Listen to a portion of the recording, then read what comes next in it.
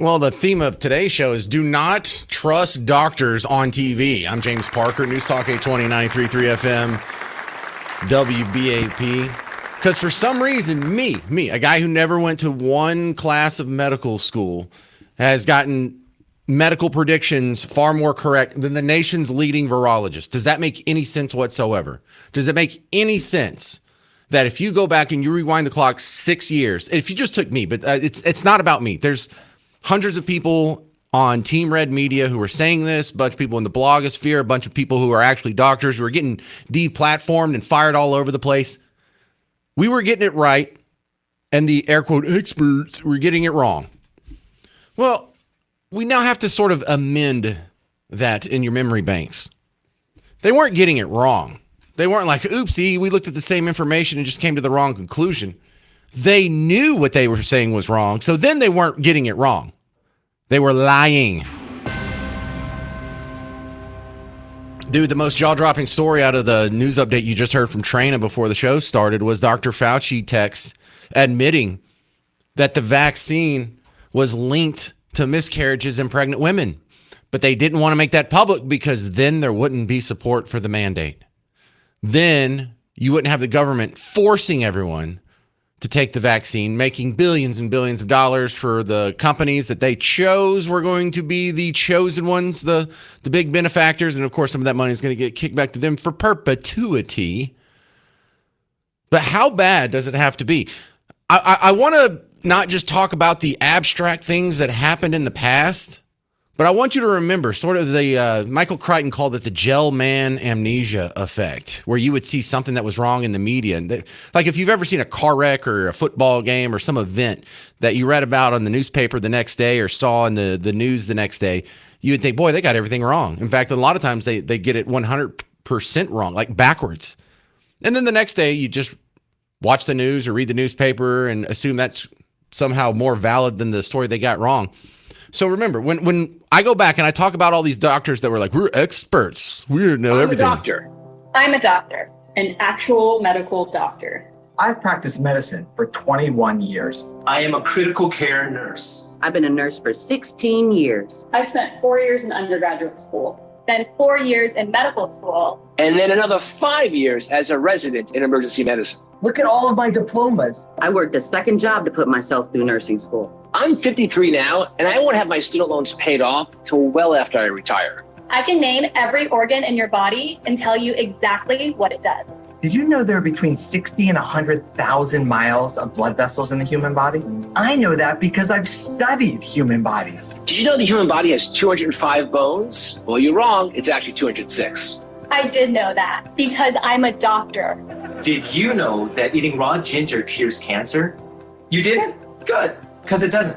I've saved people's lives. I've cracked open a chest and manually beat a human heart. I've even delivered some babies in the back of cars. Do you know how many people have shown me weird skin things at parties and asked me if they were dying? Too many. My life is spent trying to improve and save yours. Oh, but you read something on Facebook? Your friend from high school who sells jewelry, she posted it? The one who's 53 and still builds dollhouses? You heard what? On whose podcast? Is he a doctor? No? Scientist? No? Can he name one of the ingredients in the vaccine? Can he point to his gabella?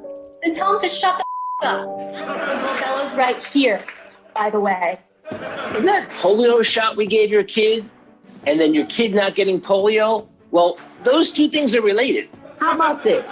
You do your job, I'll do mine. Get the vaccine. Get the vaccine. Just get the vaccine. Grow the up and get the vaccine. And tell your friend on Facebook to stick to jewelry.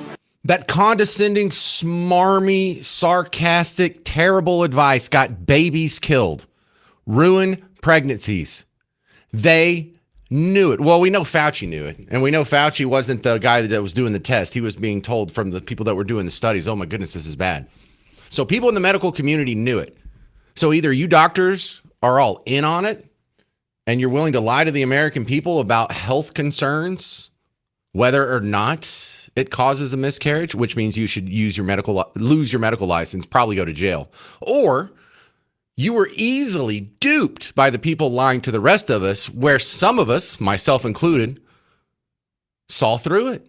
Most of the people listening to the James Show right now saw right through the lies. And you smarty smart pants with all your book learning and all your schooling and all your student loans, you got it wrong. And we just learned from text messages that Fauci was okay with miscarriages, with not warning women about getting the vaccine if they're getting pregnant or already pregnant. Babies died because of this. What hasn't this man lied about? And the reason why I don't want this to be a look in the past, we have issues that are going on right now where the medical community is lying to you. The medical community is lying to you about poo lettuce. Yes, cyclosporialysis or whatever is a real thing. Yes, you can eat lettuce and get the trots a little bit later. Yes, one person in Pennsylvania died, but 0 people have gotten sick in Texas. No one's died. It doesn't deserve to be news here. But they need you scared. And we'll review why they need you scared next. But also, we're having another outbreak here where they're lying to your face. Measles is back in Texas. And they will list out a ton of reasons why it's making a comeback, except for the one that really matters. Some of you know where I'm going with this. You're going to love it in 4 minutes. Some of you need to stick around for 4 minutes and find out where I'm going with this. Do not trust doctors on TV. They have been proven to lie to you more often than get it correct on anything that touches politics. Find out next on The James Show. News Talk 820, 93.3 FM, WBAP.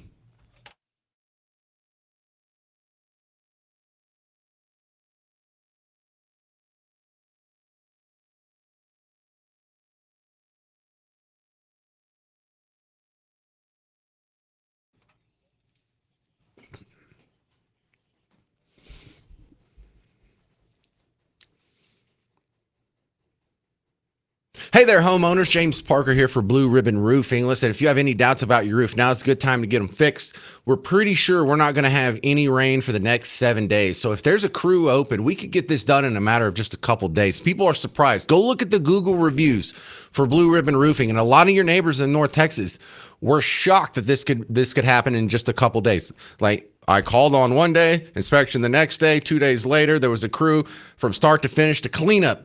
The whole process was 4 days.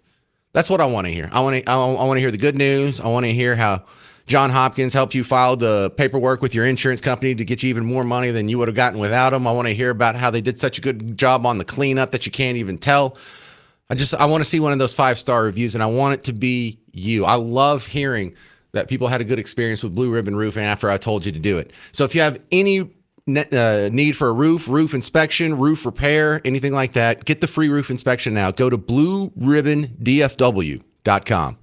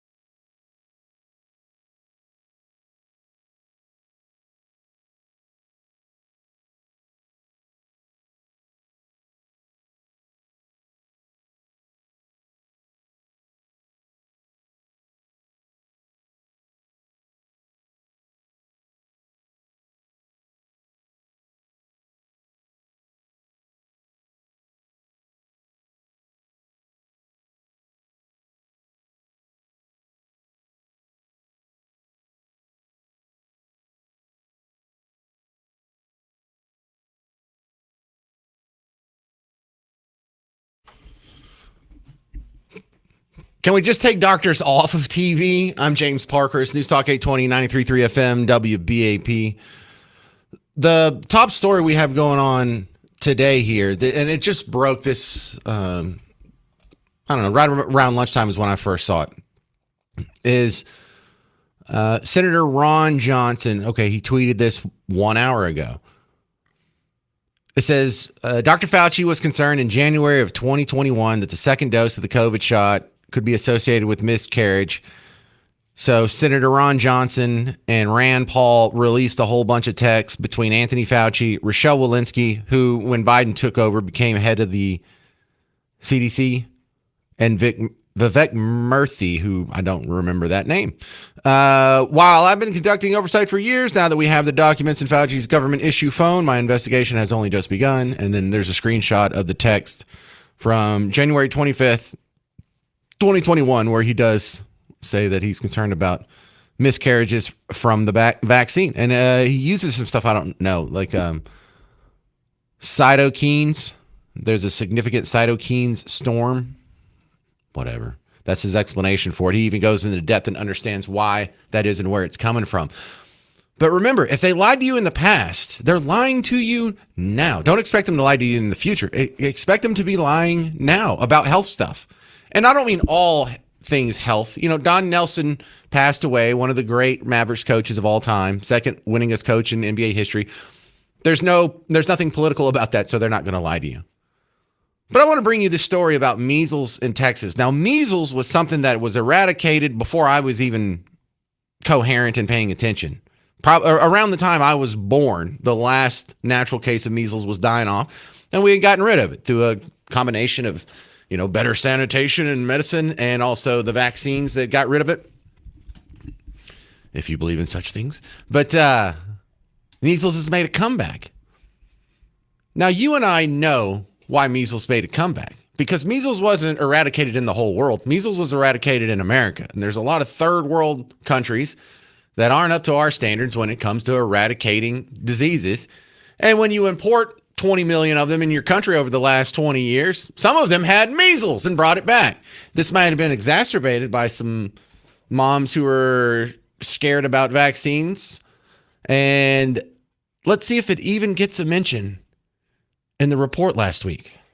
And health news, 4 new cases of measles have been reported from a county just north of Houston. So the total cases continues to climb in our country, with more this year than all of last year. And medical expert Dr. David Winter from Baylor Scott & White joins us now to explain his concerns for the spread. And Dr. Winter, hang on.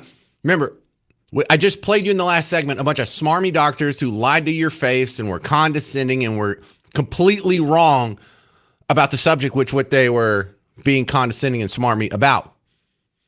Now, I'm not saying this doctor is going to lie, but I want to ask you, do you think he's going to mention 20 million illegal immigrants coming from third world countries that aren't up to our vaccination standards? Let's talk about, what do these new cases indicate to you? Yeah, I think it's a real shame, Kara, because in the year 2000, measles was declared extinct in this country. Now, since then, vaccination rates have gone down, and in the year 2019, measles has come back, and we see every year it's come back more and more. This is a horrible disease. It's said to be the most contagious virus on the planet. If a child with measles walks to a room of unvaccinated children, 90% of those children will come down with measles, so highly contagious. No, they don't bring it up. They don't bring it up. Even though, let me bring you, we're going to go way back in time here, way back to March of 2026. I know, sarcastic time warp there. Democratic lawmakers are pushing to close an ICE detention center in Texas because of a measles outbreak. That detention center is at Fort Bliss in El Paso. At least 14 cases of measles have been reported, and more than 100 who were exposed to the virus have been isolated. The facility is now closed to visitors and attorneys. Gee, we have 4 cases north of Houston. We had 14 cases at an ICE detention facility that's full of third world illegal immigrants. I wonder if there's any connection. So you have a metropolitan area of 8 million people down there, and 4 people get it, and you're like, whoa, we got a real problem with measles in Houston. 14 people get it in just one little facility with just a couple hundred people in it in Fort Bliss. There's no connection here. I don't see it. I don't see anything. See, the lie of omission is just as dastardly and unethical as the lie of commission. One more thing I want to play for you. I want to play you sort of a then and now. You're going to hear the Brady Bunch. There's going to be the episode where they got the measles. And then I'm going to play you from one of these doctor shows. I forgot what it was, like Chicago, ER, House. I forgot what it was. But I'm just going to show you how in the mainstream media, on a popular primetime show, how it was treated in the 60s or 70s or whenever the Brady Bunch was. And don't at me, people. That's not important. Versus a show from 10 years ago. What are you doing home from school? They sent me home. Measles. That's either measles or a strange case of red freckles. You have got a temperature. They told me 101.1. What's the record? Never mind. Oh, are you sure it's the measles? Well, he certainly got all the symptoms. A slight temperature, a lot of dots, and a great big smile. A great big smile. No school for a few days. Say hello to my dotted son for me. Tell him I'll bring him some comic books and I'll see you later, dear. Okay, honey, bye. Boy, this is the life, isn't it? Yeah. If you have to get sick, you sure can't beat the measles. That's right. No medicine. Inside or out? Like shots, I mean. Don't even mention shots. Yeah. Dad says I should go to school. 7 students confirmed with measles, 4 others possible. How? They had to have been vaccinated. These moms never vaccinated their kids and lied about it. Vaccines are harmful. You are endangering the health of every child in this city. Liv, Noah's turning blue. Call 911. All new SVU next Wednesday at 9, 8 Central. And I'm getting an assist from the timing gods on this one because right now Donald Trump came out to the Oval Office, signed an executive order on the vaccine schedule for kids, and now he's taking questions on it. So on the news break here, I'm going to back up my C-SPAN feed over here. I'll find where the good parts are, and you'll hear them next on the James Show, 800-288-9227. Are you scared of the measles? Isn't that crazy? It went from the Brady Bunch saying, boy, if you have to get sick, you sure can't beat the measles, to the modern times like, oh my God, there's these moms who won't vaccinate their kids and people are dying. Wow. Someone's lying, and I think you know who it is. So why do we listen to these people now? Why does a radio host who has no medical training give you better medical advice than the experts in lab coats with degrees? 800-288-9227. Updates from Trump on this next on News Talk 820, 93.3 FM, WBAP.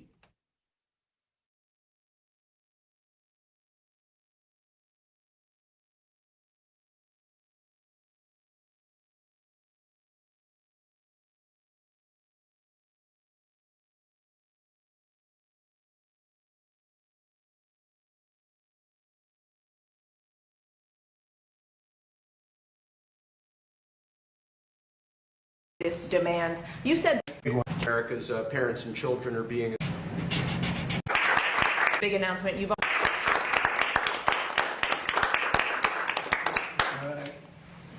any questions for us? Mr. President, in addition to this big announcement, you've also been posting about Iran today opposing their latest demands. You said this last round of talks was Iran's last chance before decapitation. So what now? What comes next? You'll find out. Are you still, are massive escalation, is that still on the table? Well, we have that, certainly that ability if we want to do that. Yeah, you'll find out. You said you're low-keying it with them, that you're semi-negotiating. What exactly does that mean? Well, they asked for reparations, you might say, or they asked for money for the damage that we've done. I said, that's a good idea. Well, we're going to ask for money for the damage they've done over a 50-year period.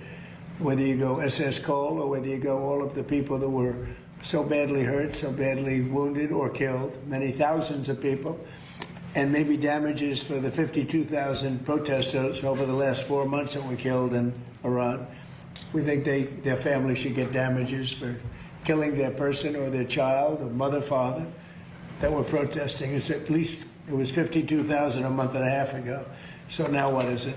So if there's damages to be paid, I think Iran should pay those damages. Mr. President, are you frustrated with Senate Republicans and Leader Thune for going home for recess without passing the Save America Act? Well, I think they should pass voter ID. I think they should pass proof of citizenship. Basically, Save America, Save America Act. I think that should be something that we should absolutely get. Yeah. Mr.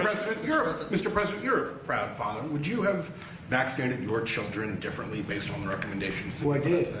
I took my children for 5 different vaccinations. In other words, I broke it up. The one visit where they just pump, what seemingly looks like gallons, where they pump so much in. I took all of my children from day one. I believed in this a long time ago. What seemingly looks like I totally get. Yeah.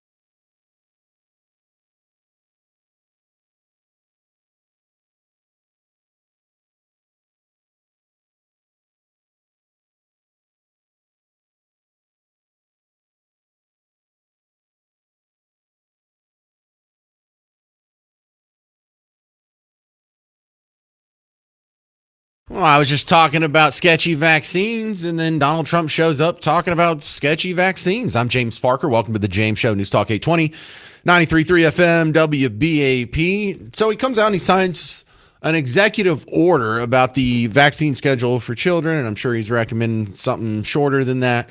And without butchering up the details, here's the good part where he goes into taking questions. Now, the first question's about Iran.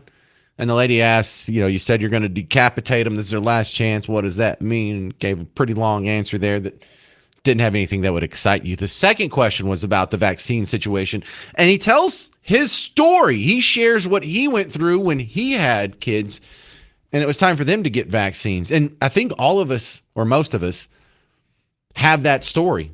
Because now that we learned all this crazy stuff about COVID and all this other vaccine stuff's coming into question, I have to think back like, oh my goodness, what happened with my kids? Mr. President, you're a proud father. Would you have vaccinated your children differently based on recommendations? Well, I did. I took my children for 5 different vaccinations. In other words, I broke it up. The one visit where they just pump, what seemingly looks like gallons, where they pump so much in. I took all of my children from day one. I believed in this a long time ago. I took them with my wife. I took them through 5 different visits to the doctor. Essentially, they get 20% each, and I had no problem. So it's inconvenient. It's 5 stops, but it's something that I think will have a huge impact on autism. Yeah. The anti-weaponization fund, do you think it's still alive at this point? All right. So the other part that is breaking in the news world right now, this just happened right before the James Show started. Senator Ron Johnson and Rand Paul dropped some new texts from Anthony Fauci where, again, talking about vaccines. And check out this little 1-minute summary here from Fox News right before the James Show started. Breaking right now, Republican Senators Ron Johnson and Rand Paul releasing the first batch of text messages from Dr. Anthony Fauci's government iPhone. In one exchange from January of 2021, Fauci, then CDC Director Rochelle Walensky, and then Surgeon General Vivek Murthy discussed COVID vaccination and pregnant women. Fauci flags a potential concern after the second dose, writing that many people experience, quote, significant cytokine storm and fever, and that this, quote, theoretically could be associated with miscarriage in the first trimester. Walensky responds, quote, definitely a good point, especially after dose 2. A cytokine storm is essentially when the body releases too many inflammatory signals that could cause high fever, inflammation, and in extreme cases, life-threatening illness. So this is just coming to light now, Sandra, that Fauci had these concerns. And I remember when I got the boosters, I developed pericarditis, then that went away. Then when I had the second booster, it came roaring back again. So, the body reacts differently to these things depending on who you are. All right, John Griffin, maybe we shouldn't listen to you. You got sick after the first booster and you went and got a second booster? This is the Fox News reporters? Do we have anybody in the media who's not a dupe? I remember being shocked that I think pretty much everyone on Fox News that was on the air ended up getting the vaccine at least once, like Sean Hannity did, Dan Bongino did, Tucker Carlson did, Jordan Peterson did. I know he's not on Fox News, but I didn't.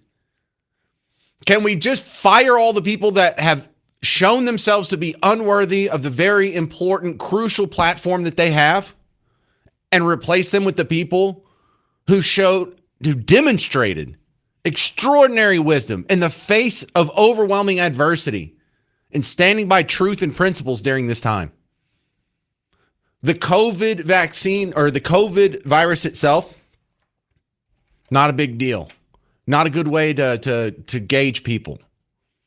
But people's reaction to the pandemic, priceless. Tells you everything you need to know. The people who were pushing this were either complicit or dupes. Most of them were dupes. The people that were complicit, straight up evil. So Fauci suspected the vaccine was bad for pregnant ladies.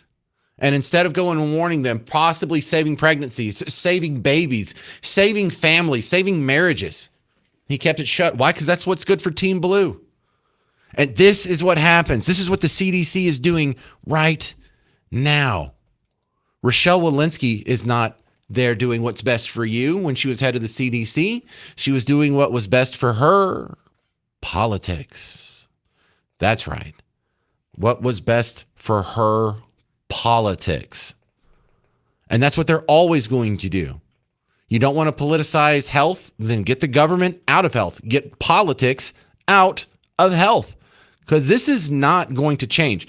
Look, we have it going on right now. They want you to be scared of the poo lettuce. They want you to be scared of measles. They want you to be scared of something, because then you let your guard down, you act against your principles, and you do things you wouldn't otherwise do. Look, let me go back 3 weeks here.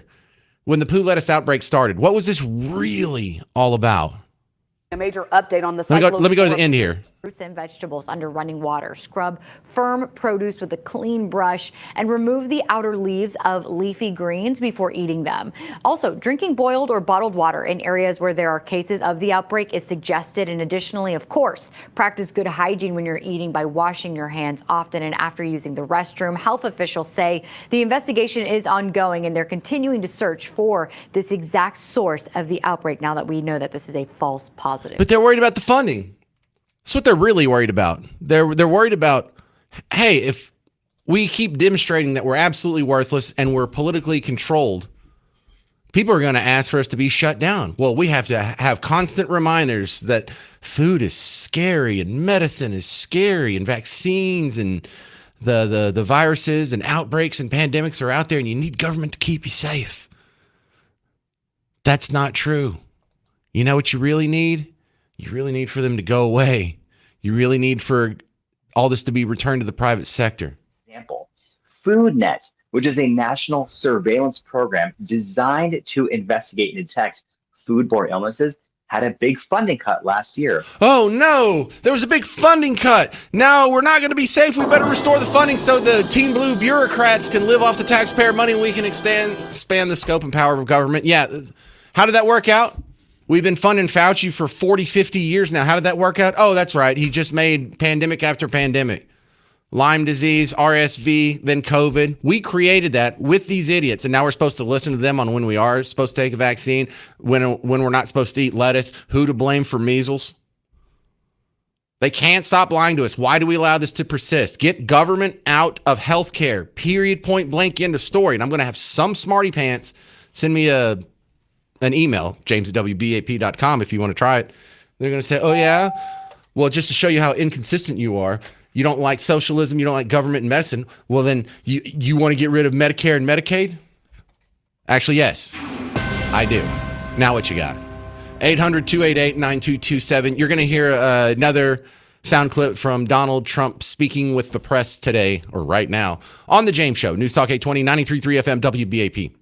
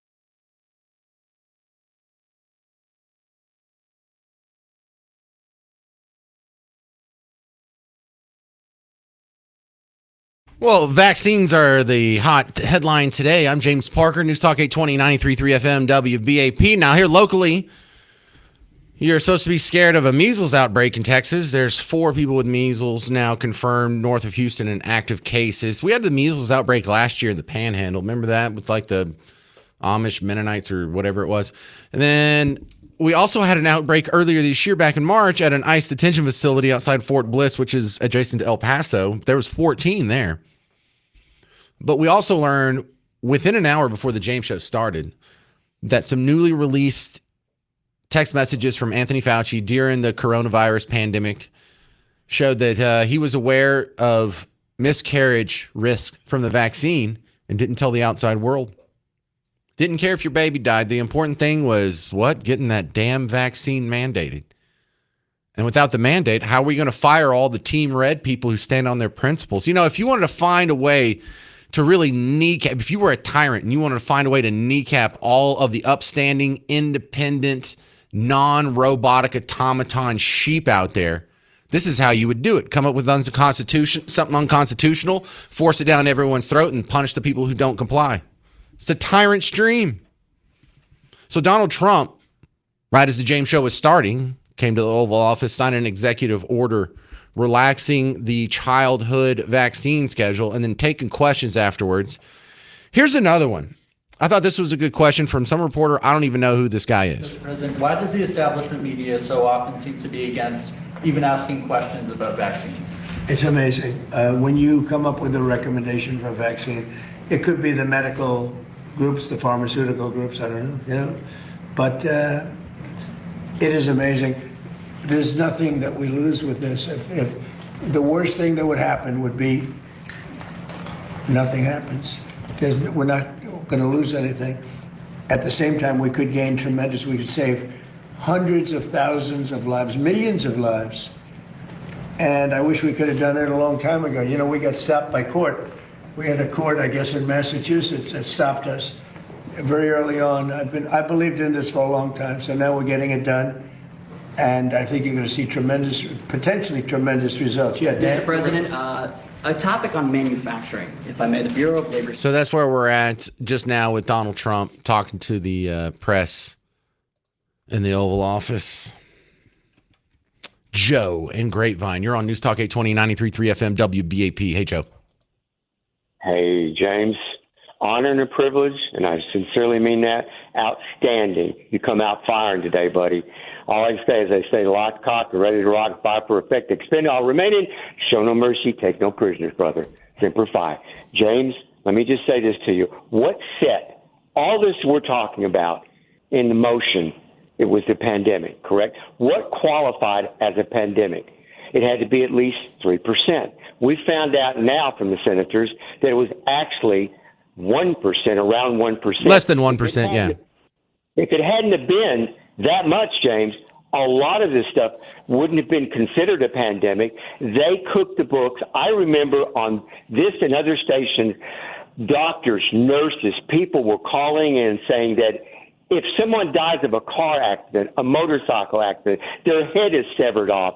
They are suicide, murder. If they have any trace of COVID, they said they're listing it as a death of COVID, not actually what they died of.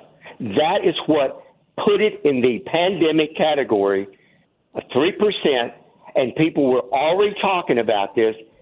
Did it not? It does not. Is that not true, James? Maybe I'm wrong. It's worse than that, because to be a pandemic, it has to be at least 3% case fatality rate, and it was less than 1 for COVID. There also has to be no good treatments for it. If someone gets it and they get ivermectin or hydroxychloroquine and most of them recover, then it's not considered a pandemic either, because there's therapeutics. You don't have to shut everything down. If you get sick, just go get treated for it. So that was the second lie on that. Now, the other lies that came from the vaccine, where they lied about its efficacy, they lied about whether or not you would die, go to the hospital, be contagious, get it, show symptoms, be hospitalized, all that. That was all lies, and that was lies. So they would have to do the mandate. Now that they needed all this to be bad, but you have to realize that everybody's incentive was a little bit different. If you are in Congress, you don't care whether or not it's a effective mandate for medical reasons. You care because you're about to get to print $6 trillion and hand it out however you see fit. And so the people who are spending the money are always going to lean toward whatever policy allows them to spend more money. So a lot of these people had just straight up financial incentives, but it was all medical lies in order to get there. Like the pharmaceuticals were making big money. Yeah. Okay. Look, allow me a little duality on this, because this comes up every once in a while, and I don't want people to think that I'm a shill for the corporations here. But for the medical companies that didn't get in on the vaccine sweepstakes, they got to pick and choose. They chose 3 companies. If you were in those companies, you made billions. If you weren't one of those companies, you got squashed. I almost can't blame the companies for playing ball, because it was like, well, we can either make billions of dollars on this fraudulent product, or we can go out of business and be destroyed. Good point. You're doing a great job, James. Keep firing, baby. Yeah, thank you very much. And see, that's what happens. This is the thing. Like, we all understand when we watch The Sopranos or Goodfellas or mobster movies that, how many of them are in the sanitation business. Yeah, they got the garbage trucks. Well, why is the garbage truck industry so often related to, adjacent to corruption? Well, because in many major metropolitan areas, that becomes a government function. So you don't get customers if you're a garbage company by picking them up on time, or, being clean or efficient or cheap. You get it by what? Bribing enough people in city council to vote you the contract. So you've created an inherently corrupt system. And if you're not a corrupt garbage company, you're going to go out of business. So the only way for you to stay in business in a major metropolitan area as a garbage company is to become corrupt and become one of the bribers. So I don't even know if I blame corrupt garbage companies. They either have to play ball and bribe people to get their contracts or not. And there is no winner there that isn't corrupt. That is not how it works in small town. Like where I live in Bug Tussle, there's like 3 different trash companies that you could choose from to come pick up your trash. And we have different colored trash bins on our road, depending on which company you have. And if one company's not doing a good job, you fire them, you hire another company. And the market still works out there. And it's cheaper and it's nicer. It's great. It's great. Just capitalism is better than socialism, even when it comes to garbage, especially when it comes to your medical care.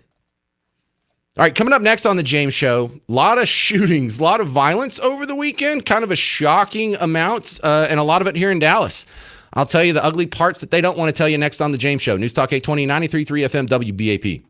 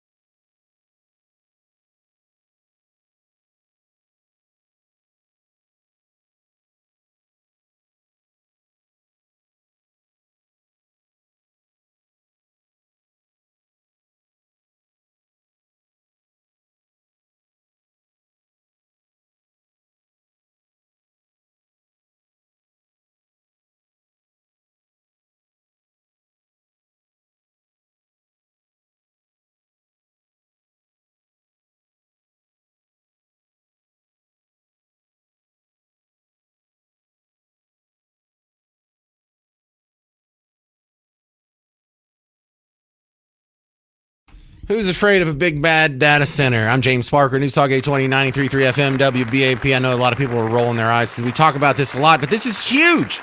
We have an issue going on. Another one. There's 2 towns today that are having meetings on data centers. The WFAA has a report. The data center debate is set to continue in 2 North Texas cities this week. Tomorrow, Fort Worth City Council members could advance a moratorium on new data center projects. This comes after months of public comments and debate over regulating these sites. If approved, a final vote on the moratorium wouldn't happen until December. And in Keller, council members there will discuss a proposed data center project in nearby Westlake that borders Keller's city lines there. The mayor of Keller claims the city was blindsided by this proposal, while the developer says the center will boost tax revenue with minimal water use and noise, but still the proximity remains a concern. The discussion is set for Wednesday night. All right, my next guest, Jen Springman from the Goldwater Institute. And Jen, I'm wondering where this backlash against data centers came from, because we have 621 in Texas, no complaints about them for the first 621, but 622, now we have protesters out the wazoo, and it's on the news every day. So I don't know where the protesters came from. I don't know where this newfound interest from the news came from.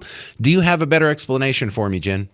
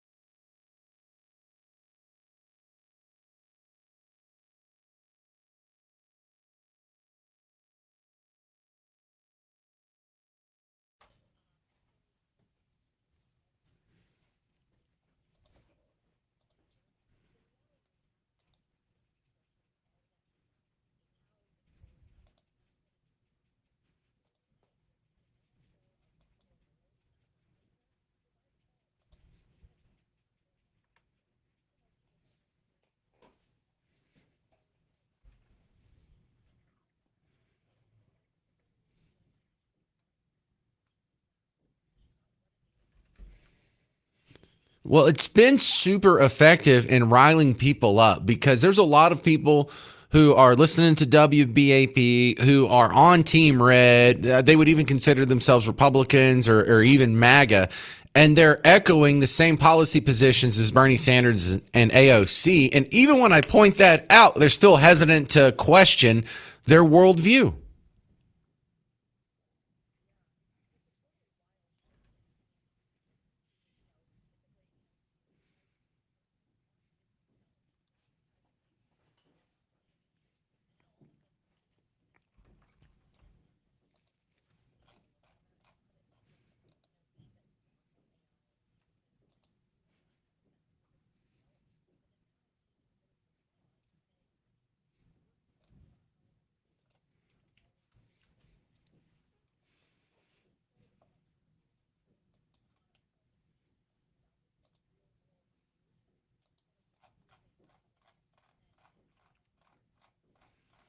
Well, I think one of the big problems I've had is that when I talk about data centers, someone will invariably send me an email or a Facebook message with a link to a story or a video about some data center somewhere that's making a whole lot of noise and no one wants to live next to this and this is a violation of rights. And they're right. Some data centers make a lot of noise. I'm sure out of the thousands of data centers we have in America, one of them has contaminated a water table. But to act like that's the norm, or to act like that's why we should put the brakes on all data centers, I find this a very frustrating conversation.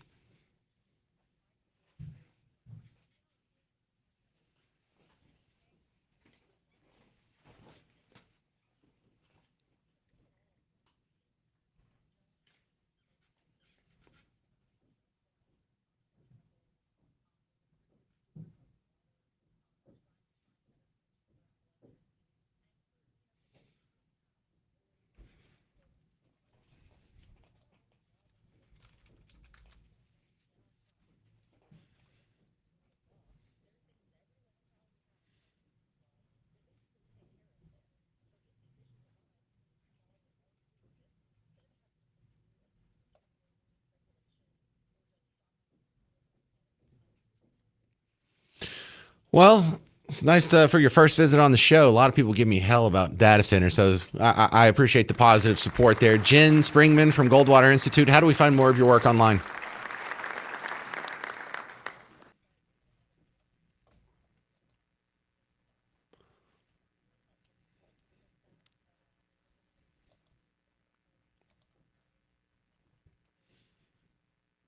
Yeah, well, be in touch. I need all the help I can get over here. I'm getting beat up on a regular basis. Thank you, Jen. All right, I have some breaking news here. First day of school for Fort Worth ISD. Not wasting any time getting into the school year. They've had their first lockdown after a student was photographed with a gun. Oh, how fun. Geez, we didn't even make it through the first day, and people are already having a guns are scary story. Details coming up on The James Show. News Talk 820, 93.3 FM, WBAP.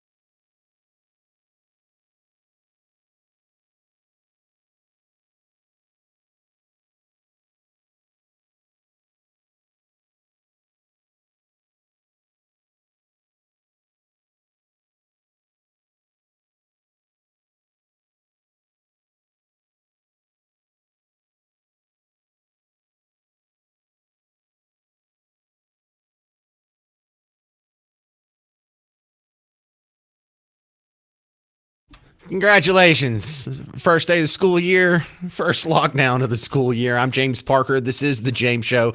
News Talk 820, 93.3 FM, WBAP. Remember, when you wake up, check out the WBAP Morning Show with Hal J and the crew on from 5 to 9. But we go over to our friends in Fort Worth. Fort Worth ISD is confirming that O.D. Wyatt High School is on lockdown after a student was reported to have taken a photo of himself with a firearm on campus. Monday, first day of school. We didn't even make it one damn day.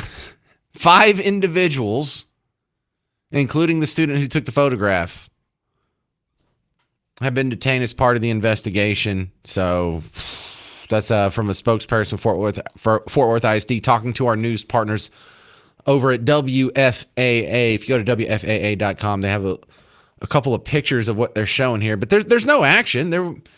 No one got shot. No one even brandished it. This was just an abundance of caution.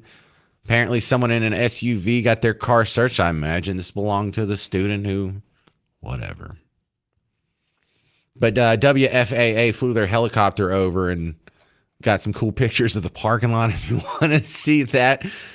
Nothing going on here. Just the magical amount of stupidity involved in this story. It's impressive is what it is. Like, do you need to take a gun to school? Absolutely not.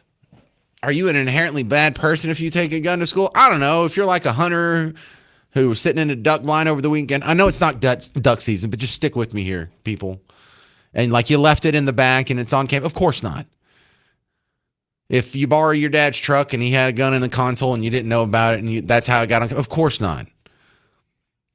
But the genius that brings a gun to school, sneaks it into school in his backpack, finds a good place to pull it out and then take pictures with it and then share it. That's an idiot. That's just like, I don't say that to be mean. I'm just saying this is a guy who's demonstrated a level of irresponsibility mixed with stupidity that whatever grade he's in, he should probably just fail. Like, I know you didn't make it through the first day of school, but you've already failed this year. What are you, a junior in high school? Yeah, you're still going to be a junior. It's amazing. Absolutely amazing. We didn't even get through the first damn day, and we already had a lockdown from some genius who not only took a gun to school, took it into school, took pictures of himself, and then shared it out. Oh my God. I'm kind of caught on this one because if you're that dumb, maybe you should just be kicked out of school. Maybe school's not for you. School's not for everyone. Not everyone is going to be a scholar. Not everyone is going to have 140 IQ. Someone's got to pick up the trash. Someone's got to mow the lawn. Anyway. So that's where we're at on the first day of school. We're off to a swimming start. Good job, folks. Also, right now, we have Dallas trying to raise taxes on you. Now, if you live in Dallas, this is super important. If you live in Dallas, they're talking about bonds and tax increases. And they're also talking about cuts, but the cuts are so many that they want you to think, well, we got to balance here. Yeah, we had to make some small little tax increases here and there, but we really had to bleed over here at City Hall. No, you're not. Listen to this report from this morning. While they're talking about raising the taxes for Dallas, which doesn't just affect the people that live in Dallas. Anybody who shops in Dallas, works in Dallas, you're going to eat this too. Just listen to how miniature and tiny the cut discussion is. The city of Dallas is set to debate its latest budget proposal. We're taking a live look this morning at the Dallas skyline as city leaders consider a $5.6 billion budget proposal. Now, that includes several cuts to close a $50 million shortfall, including eliminating 300 positions. City Manager Kimberly Tolbert shared a message with employees on Friday. And I understand that this news brings uncertainty. And what I want you to hear from me is that I care deeply about each of you. Well, several town halls are scheduled across the city this month. The first is tomorrow night at 6 o'clock at Tyler Street Church on West 10th Street in Oak Cliff. A lot of people bring up the fact that the city of Dallas, like capital C, capital D, the city of Dallas, that organization that is the government that runs the city, They have increased their number of employees by hundreds over the last few years. And so now they're going to turn around and cut a few of them. Kara Mendelson's a good follow. She's on Facebook and Twitter is where I see her posting a lot of stuff.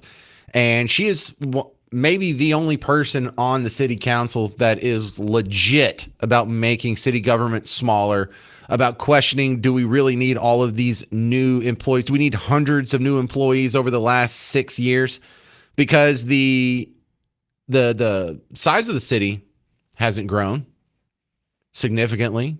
The geography of the city hasn't grown significantly. The number of services that we're providing hasn't. So why have the number of employees increased so significantly just over the last, 6 to 10 years? There's not a good answer for that. It's sort of a rhetorical question. But absolutely, there's a bunch of people they could cut out of just employees. But also, I think we're taking this way too small. Friday, I was talking about they had shut down 3 of the recreation centers because, hey, we got to make some budget cuts. We have a $56 million budget deficit here. They should close all of them. The city of Dallas does not need to be providing swimming pools to the public. I grew up in a small town. We didn't have a public swimming pool. We got along just fine. Actually, I grew up in the middle of nowhere. We didn't have a public swimming pool. We got along just fine. You don't need it. Cut all the libraries. Cut all that dart out. Cut all this idea that we need to be buying up office buildings and then just let them lay vacant over on Stemmons. And we need to take a theater because, hey, Frank Lloyd Wright designed it. And so now we've got to spend $28 million refurbishing it. They've got a new practice facility for the Wings, the WNBA team, $75 million for that. Now, all of this, just cut it all. And please, if you voters in Dallas are listening to me, whenever you see a bond on your ballot, and this should show up in the one in November, if it ends up on the ballot, vote no. Vote no on all of them. They don't deserve one more dime. In fact, they deserve less than they're already getting. So please, God, do not vote to raise your own taxes and raise the expense on everyone who lives here and everyone who works here and everyone who has a business here and everyone who's employed here.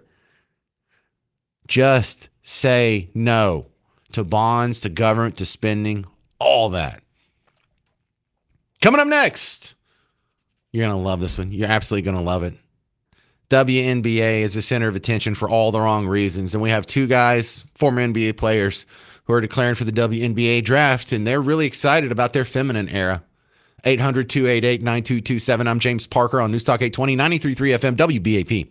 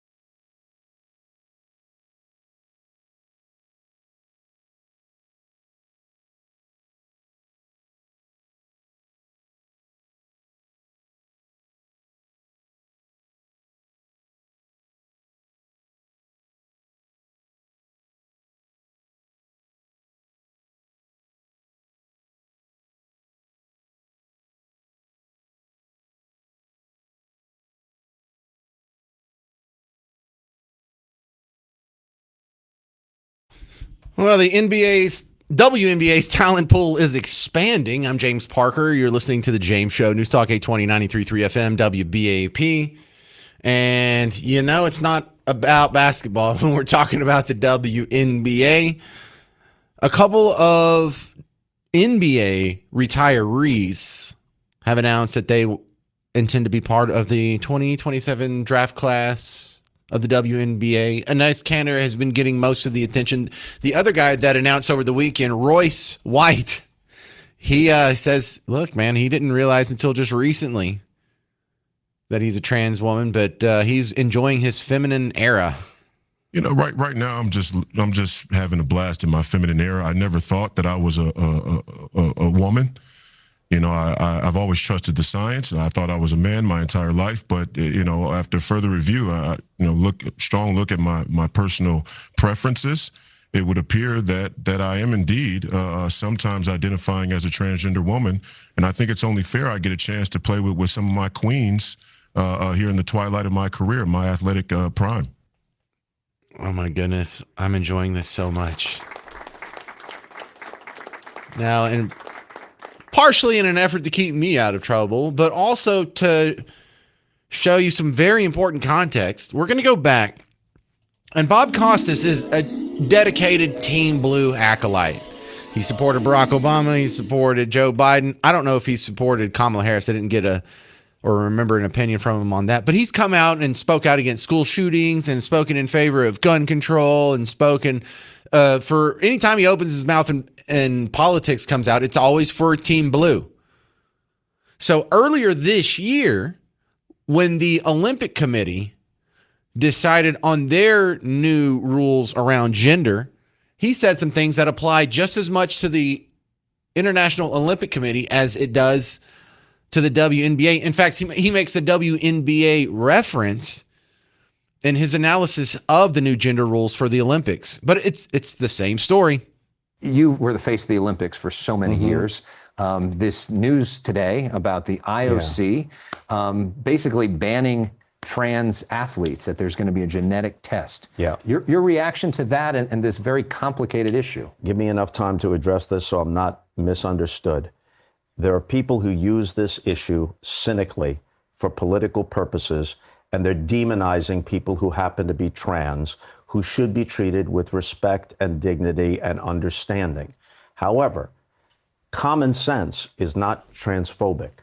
There's a reason why the high school champions don't compete with the college champions. There is a reason why no trans man who was once a woman and has become a man has ever competed successfully with men in the Olympics. If Caitlin Clark could play in the NBA, everybody would applaud it. That'd be an incredible thing. But if the last guy on the bench of an NBA team went to the WNBA and started averaging 40 points a game, everyone would know that is BS. I didn't say that. Bob Costas said that. James Parker didn't say that. Don't y'all go get me in trouble. Don't you go be tattling, trying to get me fired. Al in Dallas, you're on News Talk 820, 93.3 FM WBAP. Thank you for taking my call. Quick question. Why is it that politicians are making these promises and none of them are kept, i.e. Trump? Like which one? Well, he promised that Mexico would pay for the wall. They never did. He promised that he'd have a better health care plan than Obama's. He's yet to come out with one of those. He said he was going to bring inflation down at day one. It was at 3%. It's now at 4.3% now, 4.2%, depending on who gives that statistic. And I mean, I can go on and on. Gas prices over $1.40 higher than it was when he took office. Well, no, it's about where it was when he took office. But listen, I love this line of questioning here, because this is something that applies almost equally to both parties. And I think what we really need to come away with, and instead of just like the sort of aiming this at the other party, aim this at your own party too. And I think everyone gets this. Like, if you're a Democrat, you should be very disappointed in the Democrat Party. If you're a Republican, you should be very disappointed in the Republican Party. And what you're everything you're saying, you know, you're criticizing Team Red, but it's all true. It's all true. We should all be very sometimes. I am. The economy is much worse than it's ever been. No, Even with the come on now. Hang on. You don't have to be hyperbolic. You're making some good points. Don't lose it because you're being hyperbolic. Is the economy worse than the Great Depression? That would be a difficult comparison. Well, no, it's not. Say, no. Look, unemployment got up to 20%. So, of course, it's not that bad. It's not even as bad as it was during the Great Recession in 2009. It is. We just lost 22,000 jobs last month. Yeah, well, we lost government jobs. We gained in private sector jobs. The stock market's at all-time high, and GDP's in positive growth. So we're not in the worst economy ever. There is the rest of your criticisms were legit. Don't make up stuff that's not true. When I'm giving you credit, just stick with that. No, I'm not making up anything. As a matter of fact, I would like to make this point. Sure. We voted bipartisan. When I was in college, we voted bipartisan. Whatever politician made enough promises to help our university out and the city, we voted for them, whether they were Republican or Democrat. And here's the thing I'd like to point out. This demonization is destroying the country as a whole. We're fighting each other when we should be. When I look at the cities in China, how their economy is booming, it's not because they're fighting each other. It's because they're working together to build their infrastructure, to build their education system. Every system is firing on all cylinders, and we're fighting against each other, and we're knocking down policies because we're trying to stay in control. When I say we, I'm talking about the politicians. I know. There's a lot of duplicity in your phone call here, though. What do you mean? Well, you just bemoan the fact that we're so partisan and we're always attacking each other, but you started with the first 2 minutes of your call very partisan and attacking half the country for being hypocrites. I'm only listing facts.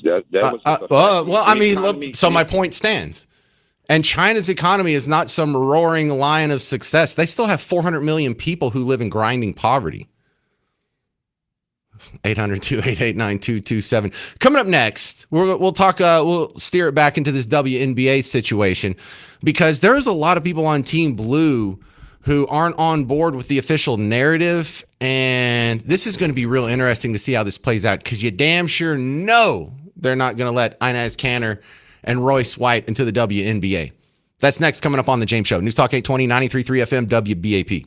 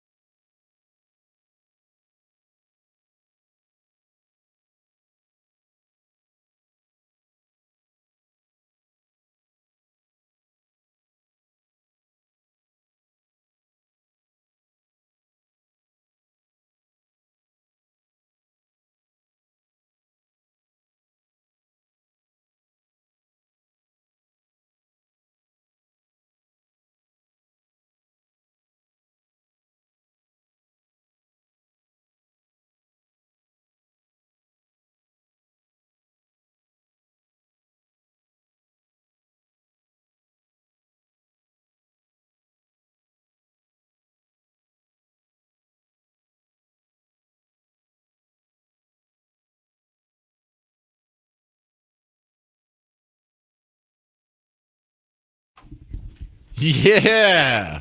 Am I going to have to watch a WNBA game? Because I will if they allow one of these two guys, Inez Kanter or Royce White, into the WNBA. I'm watching, you're watching. It'll be the most watched women's basketball game in history. Hell, it'll probably be more watched than the men's finals. In fact, I guarantee you the first game would be more watched than Michael Jordan's 6th final.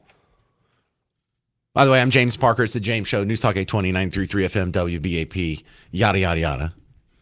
But this is coming over the weekend. This was the top trending story. I couldn't get away with it. I tried to put my phone down every once in a while, but every time I picked it up, it just kept getting funnier and funnier. So it started with last week. Inez Freedom, he used to go by Inez Kanter, declared for the NBA draft, WNBA After draft. careful consideration and reviewing the current eligibility guidelines, I am officially declaring myself a WNBA prospect. If simply declaring who you are is all that's required. Yeah.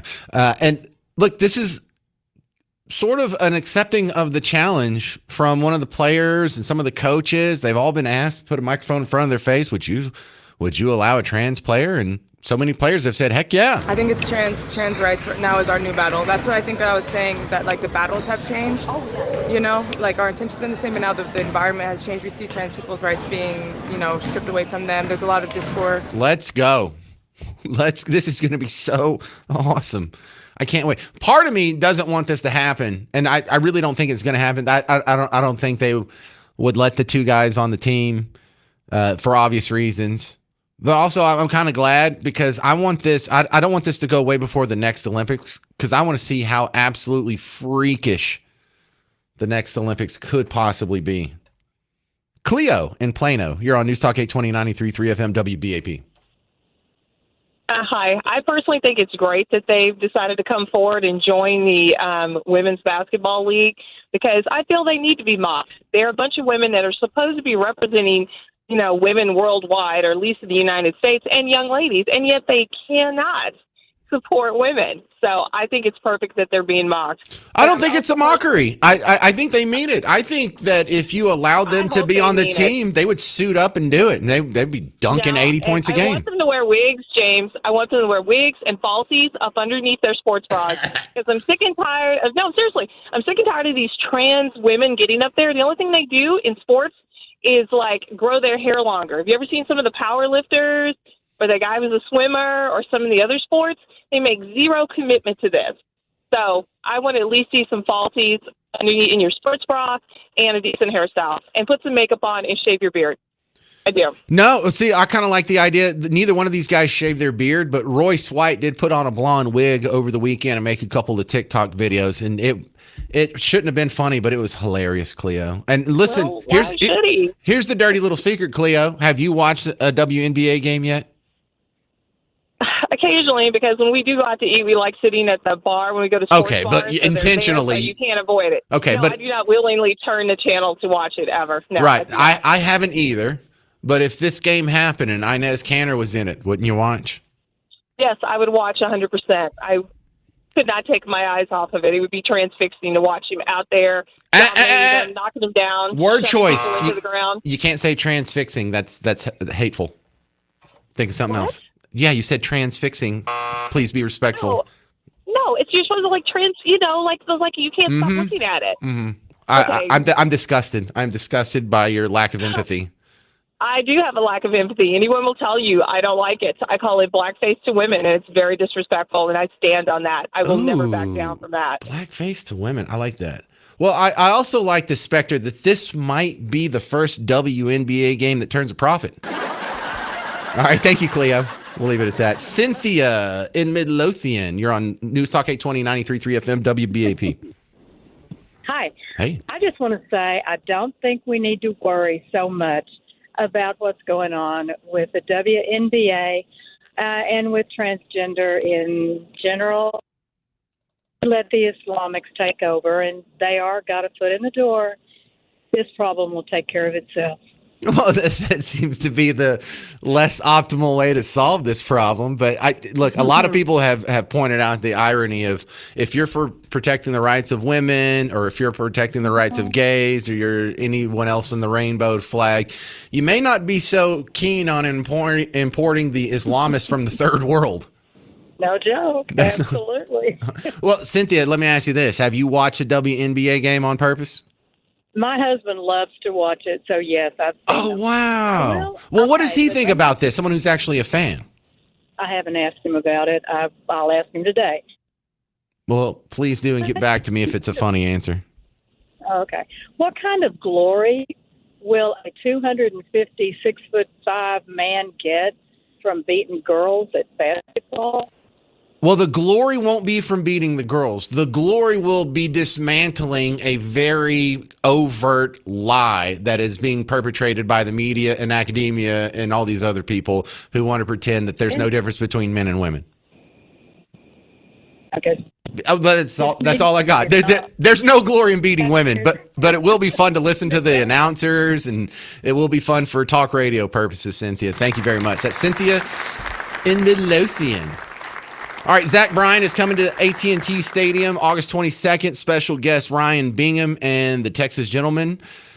Get tickets at zachbryan.com, or you can listen to the WBAP Morning Show this week. Find out if you can win a pair of tickets from us. All right, only got 1 minute. We'll squeeze this in. But Jessica only got 1 minute, so make it quick. Hey, James, I was just curious. Have you seen the videos of Brittany Griner in swim trunks? Oh, I know exactly what you're talking about, where she's not wearing a shirt. They might let these guys in. All right, for those of you who haven't seen it, Jessica in Lone Oak is bringing up a video that went viral at least a year ago where Brittany Griner is swimming. She's wearing swim trunks. It looks like she borrowed them from me. She's not wearing a shirt, and it looks just like a dude. It doesn't look like, well, she's kind of flat. No, it looks like a dude. It looks like me, is what it looks like. And her voice is kind of like mine, too. She speaks in bass. She sounds like Trace Adkins when she talks. Yeah, that's a dude. Well, it's not a dude. It's just like, this is what happens to anybody that gets to be 6'8" tall. I don't know. Maybe it's a dude. I don't know. Maybe we should take her to karaoke and get her to sing Long Black Train from Josh Turner and see how that pans out. Some of your country fans are laughing. Some of you just laugh anyway, because that was a solid punchline. All right, coming up next on the James Show, more polls have come out saying Tallarico is beating Paxton in the Senate race. Do you buy it? I'm James Parker. It's News Talk 820, 93.3 FM, WBAP.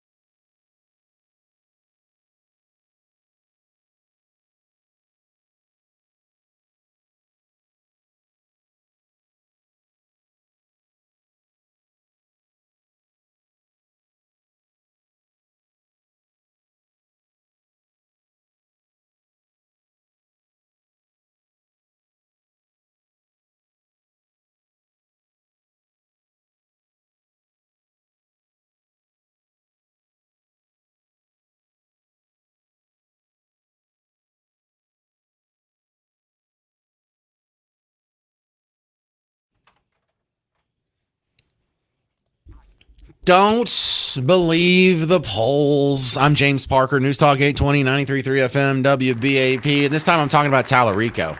You know, so much in the news cycle.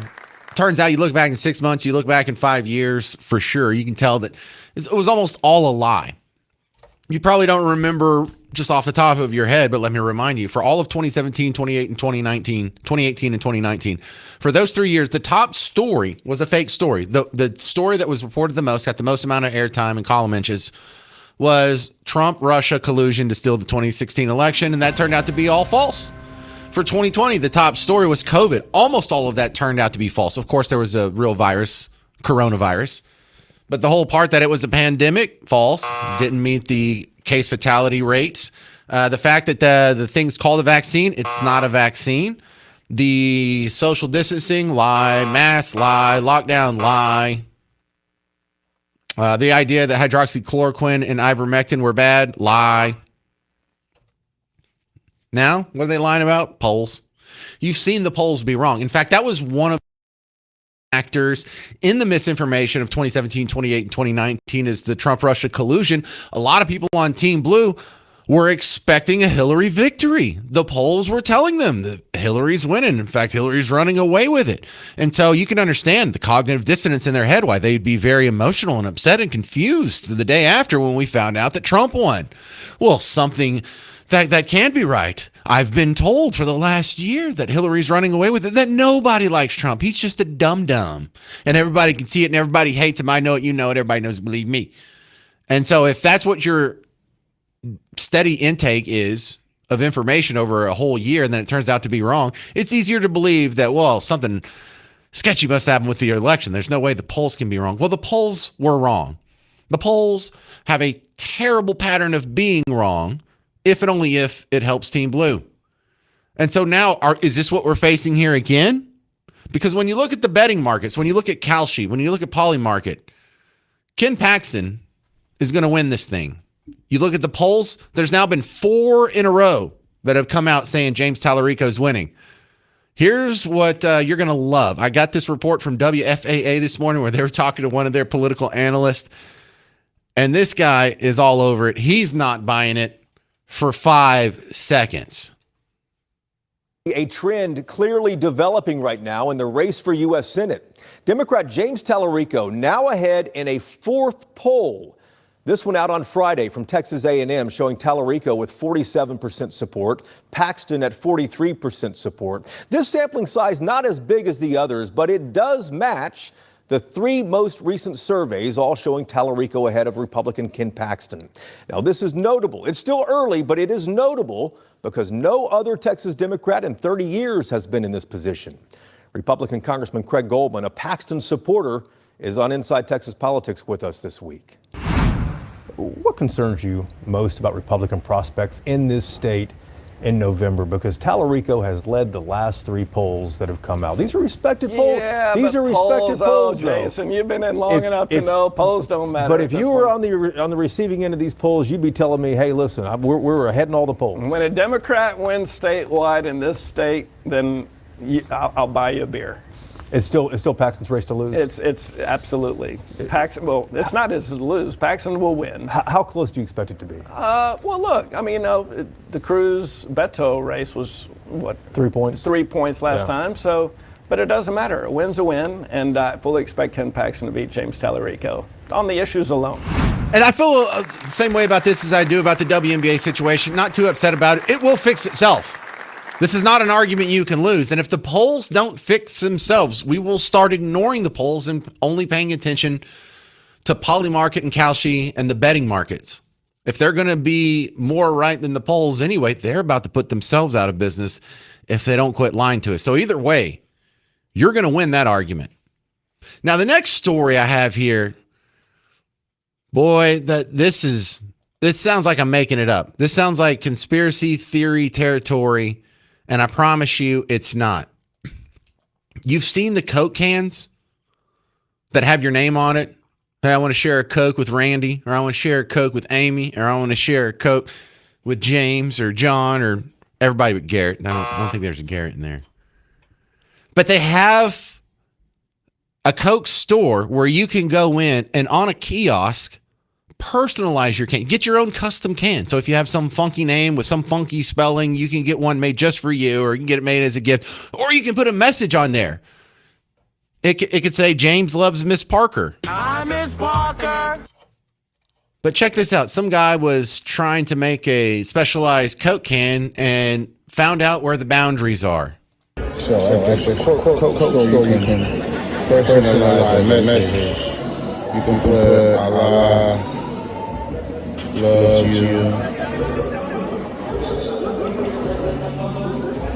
He's typing in Allah loves you. And he erases that, put in Buddha loves you. It shows up on the can.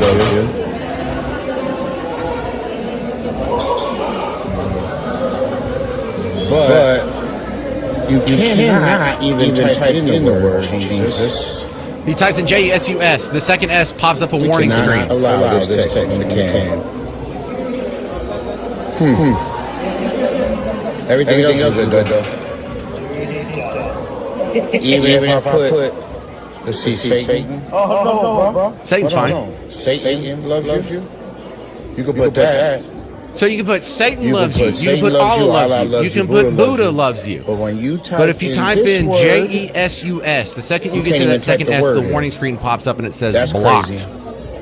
That's ridiculous. What the hell kind of evil stuff is this? What kind of this is discrimination? This is religious discrimination. And what about all the nice, just innocent Mexicans catching strays because they're named Jesus? What if I know Mexicans named Jesus? I can't send them a Coke can because it overlaps with my religion. And why are they only discriminating against your religion? Not Islam, not Buddhism. I don't know the Hindu. What would you type in there? Hey, I'd like to share a Coke with that blue guy with 6 arms or whatever it is. You could probably type that in there, but not Jesus. 800-288-9227. 800-288-9227. I bet you Dr. Pepper would never treat our Lord and Savior like that. I'm James Parker. This is The James Show. News Talk 820, 93.3 FM, WBAP.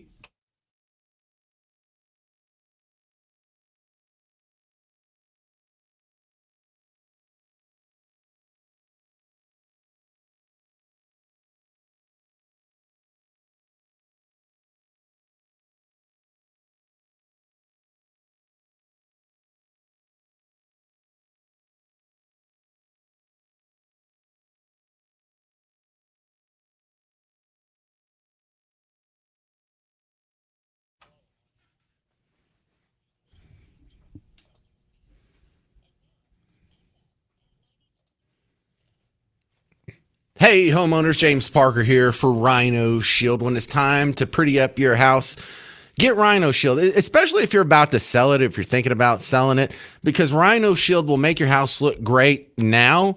And if you try and sell it next year or 5 years or 10 years or whenever you do so, it's still going to look just as good as it does now. It doesn't crack or peel or flake or fade like paint does. Plus, it will add to the value of your home because it adds a 6.9 R factor. It blocks UV sun rays. It's better about not deteriorating whatever sensitive materials are behind the coating. Like sometimes paint can rot out your mortar on the wrong type of bricks or whatever the heck goes on. Rhino Shield doesn't have any of those problems. It looks great, won't change the surface texture, and comes with a 25-year transferable warranty. So if you want to beautify your house, you can't go wrong with Rhino Shield, because that's what we do now. You don't paint your house, you coat your home. Go to rhinoshielddfw.com.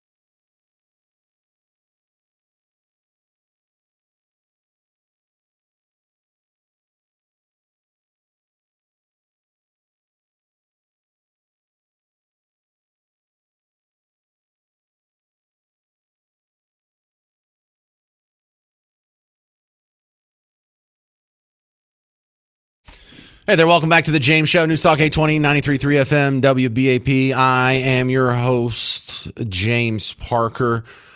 Remember the WBAP morning show when you wake up from 5 to 9. Also remember the 2 dates, September 9th and 10th. Donald Trump is coming to town for the Republican midterm convention that's happening at the American Airlines Center, right where I'm at right now.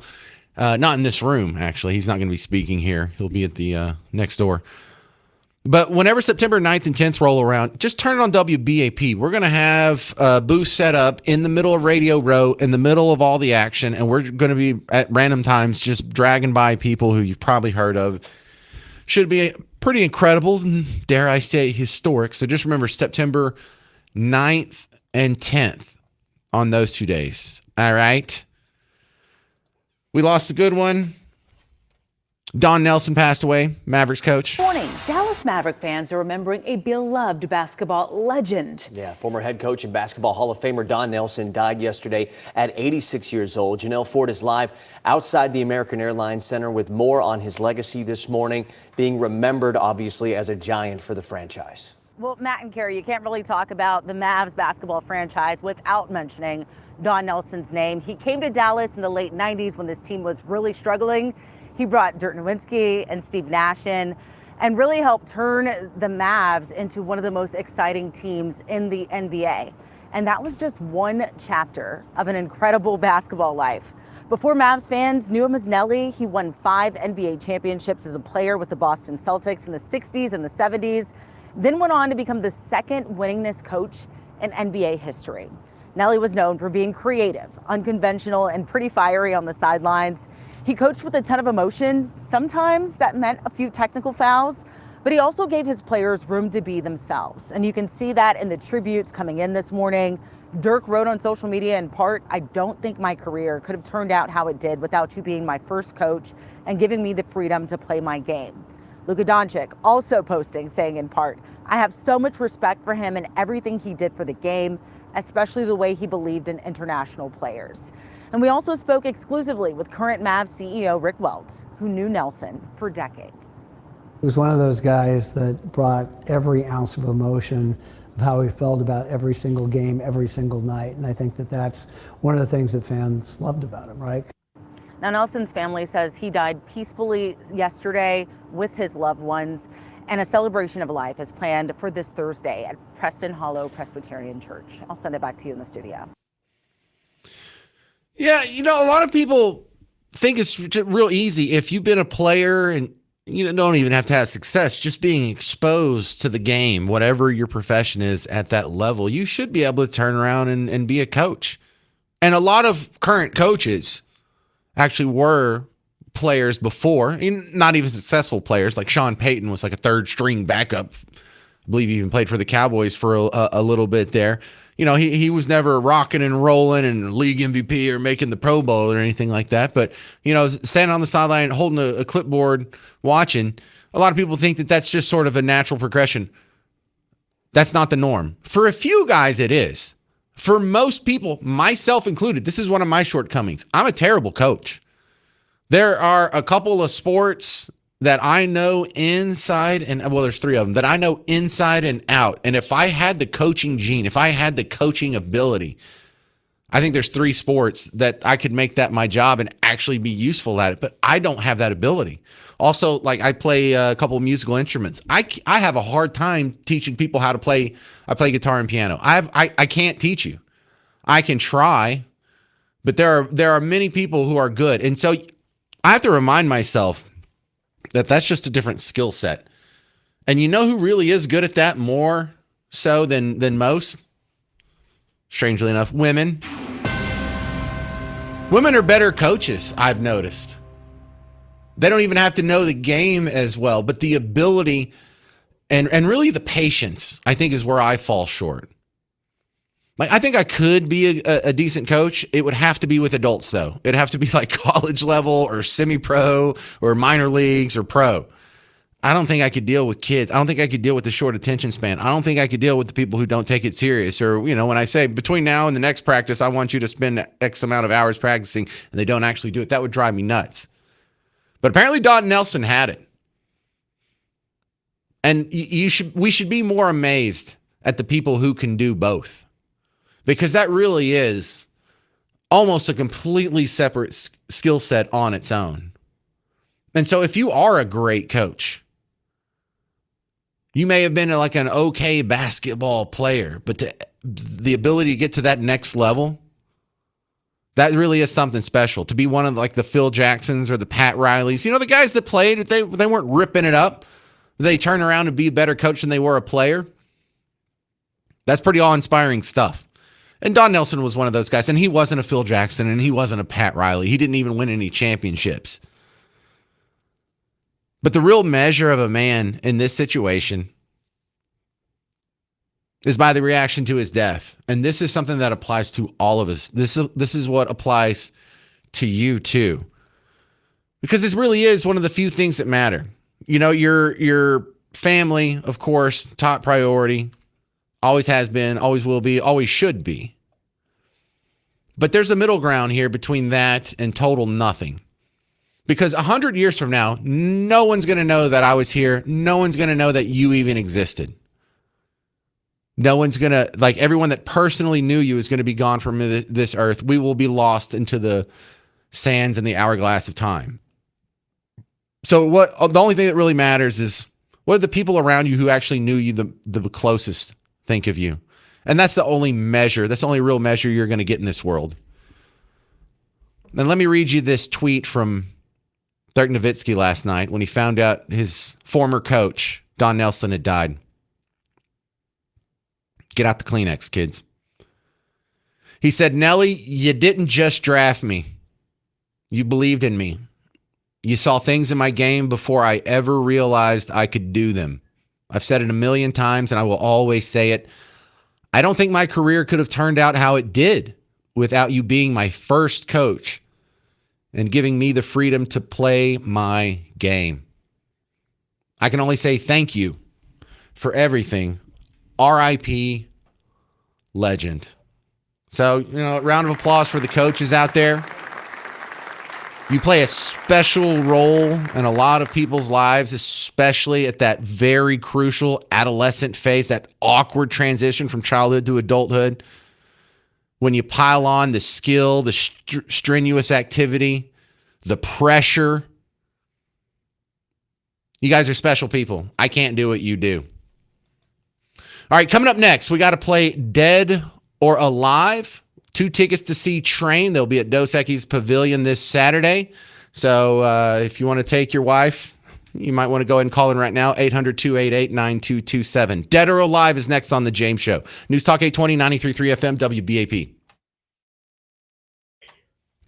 Hey there, fellow Texans. Are you in pain right now? Is there a nagging injury that's holding you back? In fact, one of the things that really changed for me when I did the QC Kinetics treatment is I had modified my workout routine around my pain. I've had some back issues, so I just hadn't done squats in a long time. In fact, I even stopped doing the leg press machine. I did QC Kinetics. I'm back on the leg press machine now. My butt is looking fantastic. You could bounce a quarter off of it. So if pain has been interfering with your routine, interfering with your life, interfering and giving you any kind of degradation of quality of life, you know what? QC Kinetics might be able to solve that for you. Give them a call. Find out. It doesn't cost anything to know. 972-972-8610. Call QC Kinetics at 972-972-8610.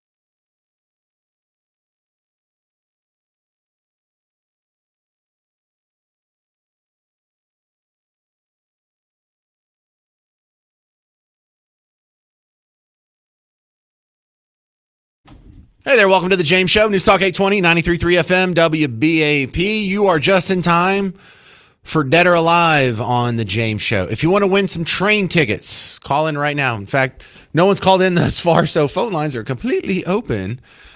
I understand why. In fact, I would just be, I would sleep so good knowing that none of my listeners want train tickets and none of my listeners are adjacent or married to anyone who wants train tickets. Now, I gave away train tickets last week and I had a whole bunch of people call. So someone out there likes them. Totally understandable. They've had a lot of hits.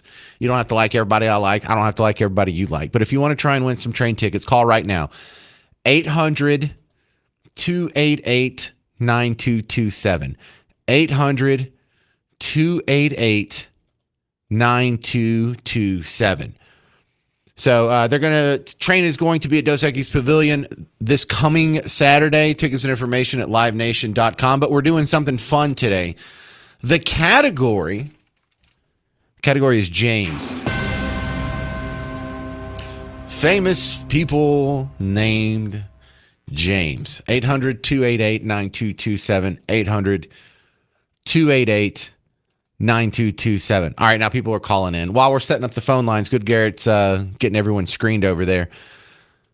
A quick warning for my neighbors up in Plano. They're talking about increasing your taxes at a meeting. The city of Plano signed a letter of intent to bring the Dallas Stars' new arena here, but unfortunately, the billions that it will cost to make such a thing happen does not come out of thin air. So tonight, Plano City Council will vote on whether to hold a special election this November. If approved, voters would decide if they want to approve a short-term motor vehicle rental tax, a hotel occupancy tax on hotel room bookings, an event parking tax, event admissions tax, and a venue use tax on major league team members that play a professional game in the arena, all to go towards the cost of bringing the Stars here. Now, the city of Plano says the proposed venue taxes would support the planning, acquisition, establishment, development, and the construction of the area, as well as the development of related infrastructure and supporting improvements. So, of course, that would be such as retail. The current plans would see the shops at Willow Bend demolished next year,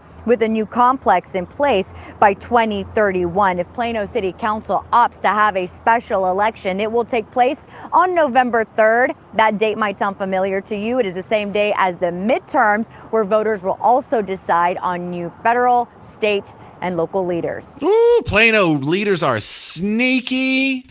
So they want to spend $1 billion of tax money on this new arena that's going to be where the Willow Bend Mall is currently.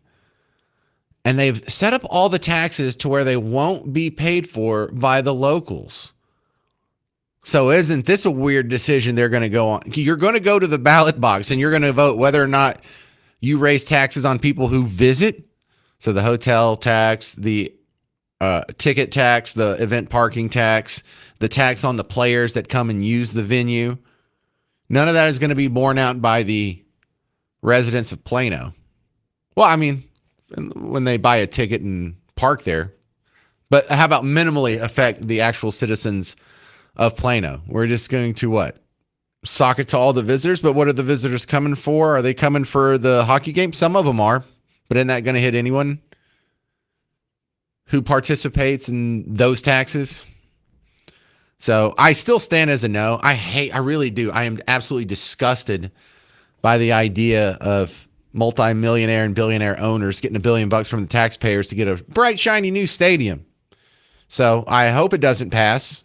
I don't care where they build the stadium. I just hope it's paid for with their own money. All right, with that, let's lock in, do another great episode of Dead or Alive.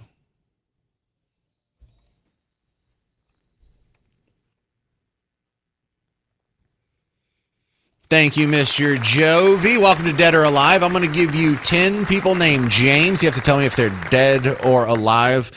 We're playing for 2 tickets to see Train coming to Dos Equis Pavilion this Saturday. Tickets and information at livenation.com. We start with Kelly in Cleburne. Are you ready? Yeah, I'm on. All right, Kelly. We'll start with an easy one here. James Dean, dead or alive? Dead. Yeah, died before I was born. James Earl Jones. He was Darth Vader and a few other things. Dead or alive? He's dead. Died in 2024. James Gandolfini. He was the main guy in The Sopranos. Dead or alive? Dead. Died in 2013. James Avery. He played Uncle Phil on The Fresh Prince of Bel-Air. Dead or alive? Alive. Nope, he's dead. All right. There you go. Good try there, Kelly and Cleburne. Try again. We'll talk to you soon. This is Peter in Fort Worth. You ready for Dead or Alive? Yes, I am. All right, our next one is the Godfather of Soul, James Brown. Oh, he's dead. Yeah, he's dead. James Doohan. I know. He was Scotty in Star Trek, the engineer. Is he dead or alive? He's dead. Yeah, beam me down, Scotty. Yep. James Horner. He's a film composer who did Titanic and Avatar and a bunch of James Cameron stuff. Dead or alive? Oh, I'll say dead. You're right. He's dead. Okay. The other James Brown, he goes by Jim Brown, greatest football player of all time. Dead or alive? He passed away too. He's dead. James Vanderbeek from Dawson's Creek. Dawson. Is he dead or alive? Oh, he's dead. He died prematurely. Yeah, he just died earlier this year. And finally, James Caan, best known for Godfather and being Buddy's dad in Elf. Is he dead or alive? He's dead too. All right, Peter in Fort Worth. You have won 2 tickets to see Train coming to Dos Equis Pavilion this Saturday. Tickets information at livenation.com. Did you notice that every single person in that list was dead? Dead, yes. Yeah. All right. Peter, are you a Train fan, or is this like for your wife or, I don't know, husband? I'm not going to judge. No, I just wanted to call, say hi, and then they said, "Do you want to be on the Dead or Alive?" I said, "Sure." I love your this segment too. All right. Well, take the tickets. Have fun. For the rest of you, livenation.com. You other people on hold, go to livenation.com and get your tickets that way. All right. I'm James Parker. It's The James Show. News Talk 820, 93.3 FM, WBAP.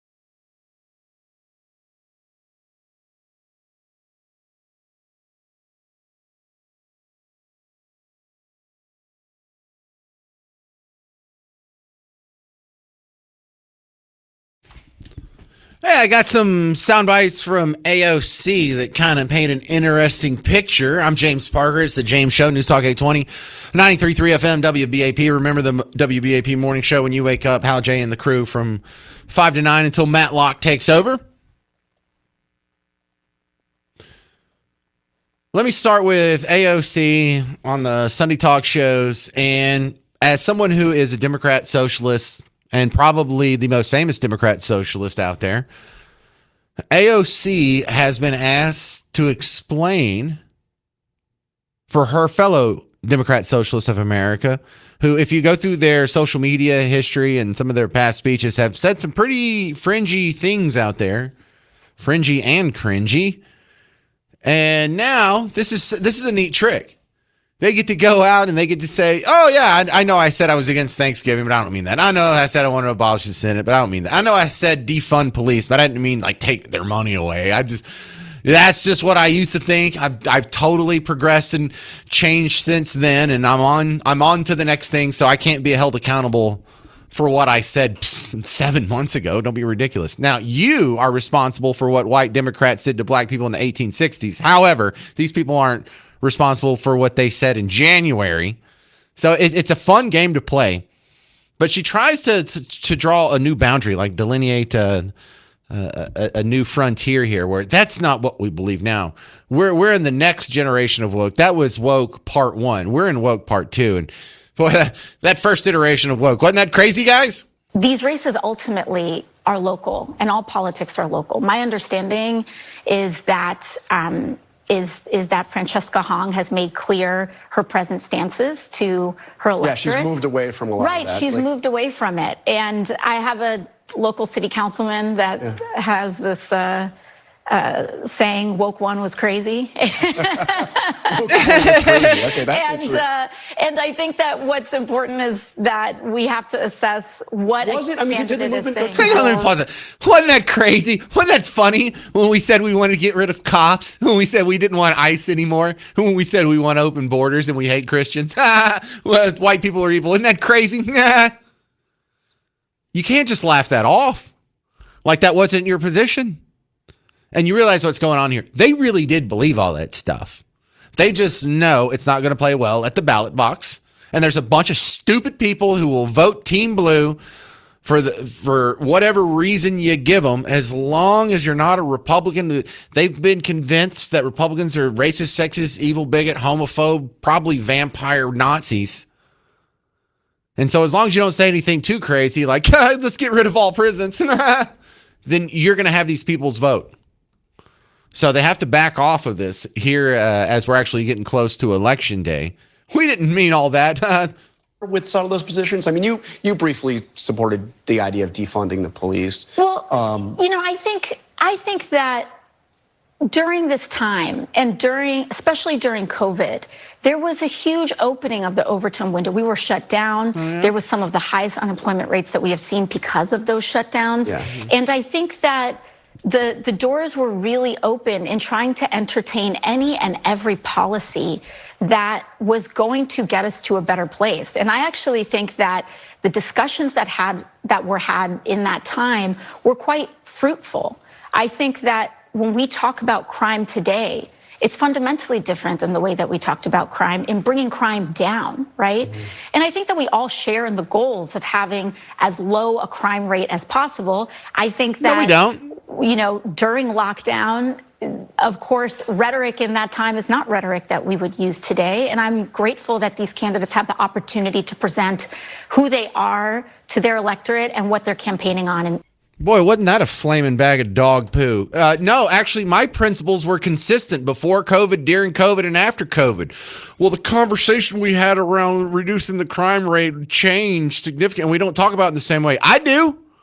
I didn't change my principles. I didn't put the Constitution into a shredder because of a disease that had less than a 1% case fatality rate. Hell, even if it did have the 3.4% that was the lie, the narrative, I still wouldn't have jettisoned your constitutional rights. In fact, if it was a 100% case fatality rate, I still wouldn't have jettisoned your individual rights under the Constitution. In fact, there's no emergency exception in the Constitution. And notice how she didn't exactly say that she didn't believe that then. She did believe that then. She didn't necessarily say that she doesn't believe that now. But AOC got a lot more attention for these next couple of sound bites here. In fact, I might just have time to play one. If not for the breaking Fauci news at the beginning of the story that took up a whole bunch of time, I was going to do the whole last hour of the show on this, and I'm probably starting the show with this tomorrow. But one of the great discussions that was being had over the weekend, AOC, who's in her late 30s, has announced that she is freezing some of her eggs. She hasn't had kids yet, and she hasn't ruled out wanting to have kids, but she's kind of getting, up close to the boundary there to where, if you don't crank out some kids now, you're running out of time. So she's freezing some of her eggs. She has a boyfriend that she's been with for a long time. Why not just get married and have kids? Well, because that would get in the way of her presidential run in 2028. And we all know what this is about. But this is a conversation all of America needs to have because of our falling birth rate and this whole auto genocide that you're happening by not having kids. This is going to be an amazing. In fact, if you're not normally listening at 2:00, you probably want to listen at 2:00 tomorrow because this is what we're doing coming out of the gate. My grand total personally for me, all in, is going to be probably between $8,000 to $9,000. The other piece of this is the actual clinic and procedure and your provider. And a lot of clinics actually don't require you to pay in a lump sum. I saved a long time for this. And so I'm just paying for it outright after years of saving. But there are clinics that do offer kind of a payment plan for people. All right, so I want to hear from you.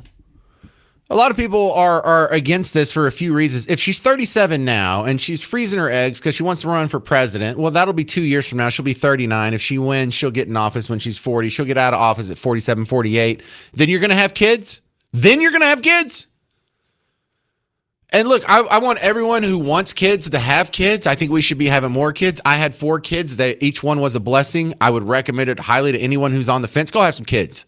Go find the person you're in love with and go have some kids. But if you found the person you're in love with and you're not already having kids naturally, something's wrong with you.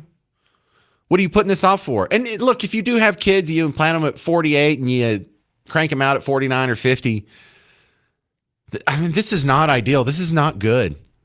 They're not going to get to know their grandparents. Their grandparents are going to be long gone or in the hospice by the time they're coherent. You're not going to get to know your grandkids because you'll be gone before they have kids. You're kind of breaking up the whole generational swing there. I don't know. We'll talk about this tomorrow. Stick around. Mark Levin's coming up next on The James Show. News Talk 820, 93.3 FM, WBAP.